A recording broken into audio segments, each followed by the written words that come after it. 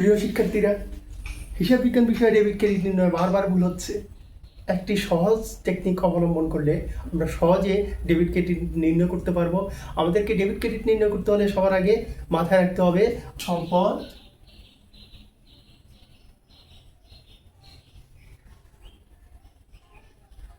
দায়, আয়, মালিকানা সত্ত্ব,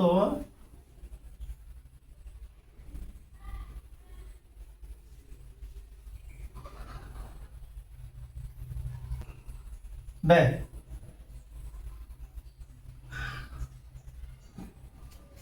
এগুলো ছিল আমাদের হিসাব বিজ্ঞানের আমাদের যে লেনদেন হয় লেনদেনগুলো শ্রেণী বিভাগ।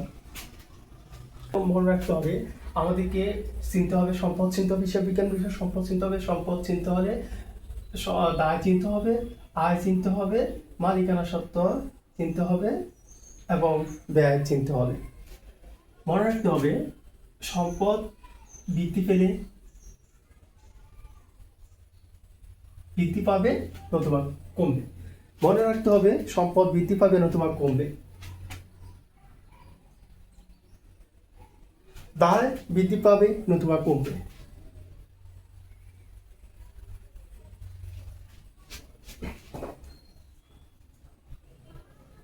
আয় বৃদ্ধি পাবে, আমাদের ব্যবসা বাণিজ্য করতে গেলে আয় বৃদ্ধি পাবে অথবা কমবে।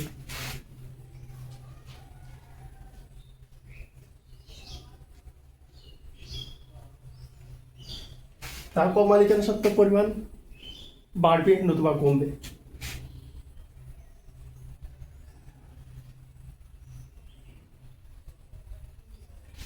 ব্যয়ের পরিমাণ বাড়বে নতুবা কমবে।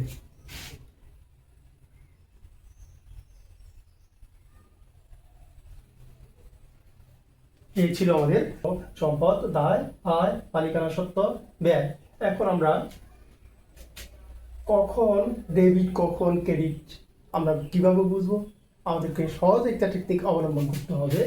সেই সহজ টেকনিকটা হচ্ছে সম্পদ এবং ব্যয়। আমাদেরকে সহজ টেকনিকটা অবলম্বন করতে হবে। সহজ টেকনিকটা হচ্ছে আমাদের সম্পদ এবং ব্যয়। এরপর হচ্ছে দায়, আয়, মালিকানা সত্ত্ব। দায়, আয়, মালিকানা সত্ত্ব। আমরা একদম সহজ টেকনিক অবলম্বন করব। সেই সহজ টেকনিকটা হচ্ছে দায়, আয়, মালিকানা সত্ত্ব। তিনটা প্রথম প্রথম প্রথম মনে রাখার জন্য আমাদের টেকনিক হচ্ছে আ যোগ দ যোগ ম, এই আর আর দন্ত সম্পদের দন্তস্ব ব, তাহলে হচ্ছে দাঁড়া হচ্ছে সব। তাহলে এখানে দাঁড়ালো হচ্ছে আমাদেরকে আদম আদম বৃদ্ধি পেলে আদম বৃদ্ধি পেলে ক্রেডিট, আদম হ্রাস পেলে ডেবিট।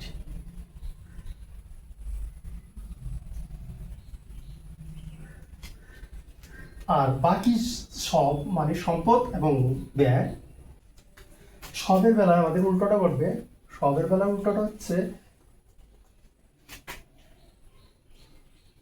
বৃদ্ধি ডেবিট,